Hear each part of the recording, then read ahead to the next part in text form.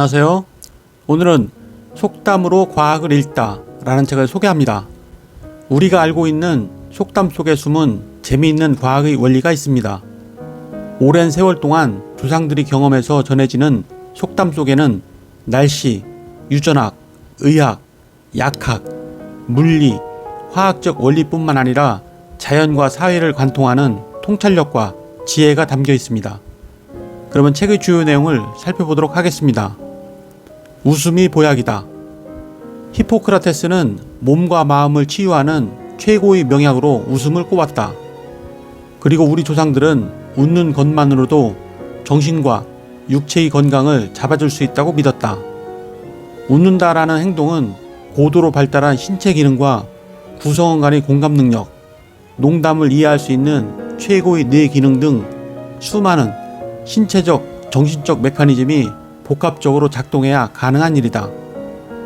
레오나르도 다빈치의 모나리자가 세계적인 작품이 되고 민화에 나오는 무서운 호랑이가 친숙하게 느껴지는 이유는 모나리자의 신비하고 오묘한 미소와 익살스러운 표정으로 해벌쭉 웃는 호랑이 웃음 때문이다. 웃음은 신이 인간에게 준 최고의 선물이며 처방전이다. 대부분의 사람들은 그 어떤 마취제나 진통제보다도 강력한 천연 진통제가 우리 몸에 탑재되어 있다는 사실을 알지 못할 것이다. 그것은 바로 웃음이다. 사람이 웃는 행동을 통해 얻을 수 있는 효과는 매우 많다. 첫째, 운동 효과이다. 우리는 건강한 신체 단련을 위해 조깅, 에어로빅, 체력 단련 등 유산소 운동과 근육 운동을 한다. 그런데 신나게 한바탕 웃고 나면 하루에 필요한 운동량을 다 채운 것이나 다름없다. 두 번째, 웃음은 우리 몸의 면역 기능을 활성화한다. 특히 우리 몸 면역에 중요한 역할을 하는 NK세포, T세포, B세포, 인터페론 감마 등을 활성화한다. 세 번째, 웃음의 효과는 행복 호르몬 분비 촉진이다. 웃음이 주는 최고의 기능이 바로 행복감을 느끼게 해주는 것이다. 우리가 웃을 때 대표적인 신경 전달 물질인 엔도르핀과 엔케팔린 호르몬이 분비된다. 엔도르핀과 엔케팔린은 인간의 뇌에서 분비되는 천연 진통제이다. 엔도르핀은 모르핀이 100배에 달하는 효과를 가지고 있다고 한다. 이 밖에도 웃음은 사회적 관계를 원활하게 하고 감성을 풍요롭게 하며 개인이 심리적 트라우마 극복에도 도움을 준다. 현대의학에서 연구되고 있는 웃음 치료가 바로 그 좋은 예이다. 건강하고 머리 좋은 아이로 만들고 싶다면 항상 웃게 하라. 행복하고 즐거운 노년을 맞고 싶다면 크게 웃어보자. 웃음이 최고의 보약이다. 번개가 많이 치면 풍년이 든다. 과거 농경사회였던 우리나라는 오랜 관찰력으로 얻어진 날씨에 관한 속담들이 많다. 이 속담도 번개가 많이 칠수록 그의 농사가 풍년이 되는 것을 직접 경험한 것이 전해지게 된 것이다. 왜 번개가 많이 치면 풍년이 드는 것일까? 여기에는 오랜 세월 경험으로 체득한 선조들의 과학적 통찰이 녹아있다. 번개는 정난운에서 발생한 비로 강한 비바람과 천둥 번개를 동반한다. 뇌우를 발달시키는 수직 상승 기류이다. 다량의 수분을 품은 고온의 수증기가 수직 상승 기류를 타고 하늘 높이 올라가 양전하의 얼음 알갱이가 된다. 그리고 정난운 안에서 전하를 띤 하층의 수증기와 격렬하게 마찰을 일으킨다. 이 과정에서 발생한 정전기, 마찰전기가 번개를 일으킨다. 이렇게 발생한 번개가 지면에 떨어지면 낙뢰, 벼락이 되는 것이다.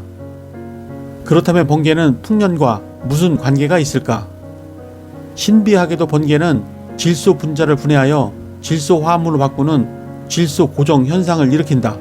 질소 화합물은 식물들의 단백질 공급원 중 하나인 비료를 만들어내는데 중요한 역할을 한다. 번개가 만들어낸 질소 화합물은 비를 통해 토양으로 스며들어 농작물을 기름지게 하는 것이다. 동물과 인간이 배설물에서나 소량의 비료를 얻어낼 수 있었던 과거에는 비료를 다량으로 합성해내는 일은 불가능했다.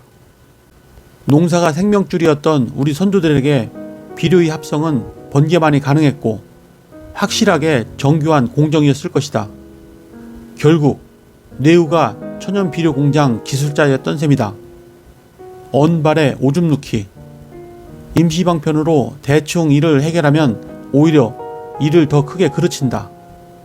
이 속담은 급한 마음에 꽁꽁 언 발 위에 오줌을 누는 행동은 임시방편으로 일을 대충 때워서 오히려 일을 더 크게 그르친다는 교훈을 담고 있다. 그렇다면 그 안에는 어떤 과학적 원리를 담고 있을까? 동상에 걸린 사람이 가장 먼저 해야 할 일은 동상 부위를 따뜻하게 해주는 것이다. 피부 온도를 올려서 원래 상태로 되돌려 흐르지 않던 피를 다시 돌게 해주는 일이 가장 급하게 이루어져야 한다. 36.5도의 체온을 가진 사람이 꽁꽁 언 발에 오줌을 누면 그 부위는 아주 빠르게 따뜻해진다. 이유는 액체인 오줌의 열 전도율이 기체보다 높고 빠르기 때문이다. 따라서 당장은 36.5도의 따뜻한 열을 전달받으며 발이 녹는 듯해 안심할 수도 있다. 하지만 이것은 더 큰 화를 불러오는 길이 된다. 오줌이 발에 닿는 순간 오줌의 열이 발로 전부 이동한다. 발의 온도는 올라가지만 오줌은 열을 잃어 온도가 내려가기 시작한다. 열의 전도가 시작된 것이다. 오줌에서 발로 열의 전도가 끝나게 되면 오줌과 발의 온도차는 역전이 된다. 차가워진 오줌은 따뜻한 발의 열을 흡수하여 기체로 변하기 시작한다. 기화가 시작되는 것이다. 액체가 기체로 기화가 일어날 때는 열이 필요하다. 그리고 오줌은 따뜻한 발의 열을 흡수한다. 이것이 기화열이다. 하지만 오줌이 기체가 되면서 발에서 흡수한 기화열로 인해 발의 온도는 더 내려가게 된다. 결국 오줌을 눕기 전보다 더 차가워지는 상태가 발생한다. 언 발을 녹이려다가 더 꽁꽁 얼게 만들어 오히려 위험한 상황이 발생할 수도 있는 것이다. 이는 무더운 여름날 물을 뿌리면 액체인 물이 기화열을 흡수하여 주변이 시원해지는 원리와 같다. 바늘구멍으로 황소바람 들어온다. 그냥 지나치는 작은 실수나 소홀히 생각했던 일로 큰 사건이 벌어질 수 있다. 여기에는 비행기 날개에 작용하는 양력을 발생시키는 유체, 흐르는 액체나 기체의 원리와 연관이 있다. 그 원리는 베르누이의 정리이다. 베르누이의 정리는 스위스의 수학자이자 물리학자인 베르누이가 공식화한 유체의 속도와 압력, 높이와의 관계를 수량적으로 나타낸 법칙이다. 이 정리의 핵심은 유체의 속력이 증가하면 유체 내부의 압력이 낮아지고 속력이 감소하면 내부 압력이 높아진다는 것이다. 비행기 날개를 살펴보면 아래쪽은 평평하고 위쪽은 볼록하다. 날개 위쪽인 볼록한 부분으로 공기가 흐를 때는 속도가 빨라진다. 물이 직선 구간보다 곡선 구간에서 빠르게 흐르는 원리와 같은 것이다. 베르누이 원리에 의해 날개 위쪽은 속력이 빨라졌기 때문에 압력이 낮아진다. 반대로 날개 아래쪽은 평평하기 때문에 공기 속력이 느려져 압력이 높아진다. 양력은 높은 압력에서 낮은 압력으로 작용한다. 이러한 상하 날개의 압력차로 인해 아래쪽에서 위로 양력이 작용하여 비행기가 뜨게 되는 것이다. 비행기에서 일어나는 이와 같은 현상이 창호지 바늘 구멍에서도 발생하는 것이다.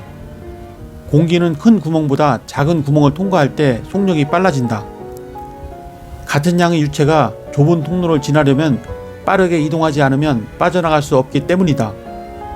그래서 공기는 큰 구멍을 지날 때보다 바늘구멍처럼 작은 통로를 지날수록 속력이 엄청나게 증가한다.